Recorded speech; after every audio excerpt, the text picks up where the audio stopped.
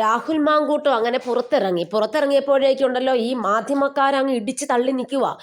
രാഹുലെ ജാമ്യം കിട്ടിയല്ലോ, വല്ലവരും കുടുക്കിയതാണോ, എന്തുണ്ട് പറയാൻ, എന്തെങ്കിലും പറയാനുണ്ടോ എന്നൊക്കെ ചോദിച്ച് രാഹുലിൻ്റെ പുറകെ ഇങ്ങനെ നിൽക്കുക.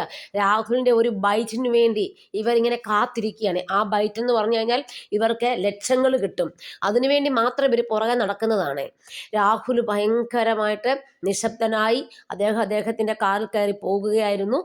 അതായത് രാഹുലിനറിയാം ആരോടൊക്കെ എപ്പോൾ എങ്ങനെ മിണ്ടണമെന്ന്. പിന്നെ കുറേ ഇപ്പം രാഹുലിന് കുറച്ച് കേസസ് വന്നുപോയി. അതിനകത്ത് ഇപ്പം ഈ പെൺ കേസുകളായി പോയല്ലോ, അതിനകത്തൊരു വിഷമം കേരള ജനതയ്ക്കെല്ലാം ഉണ്ട്. എങ്കിലും രാഹുലിന് പറ്റിയ അബദ്ധം ഇനിയും ജീവിതത്തിൽ ഒരിക്കലും പറ്റാതിരിക്കട്ടെ.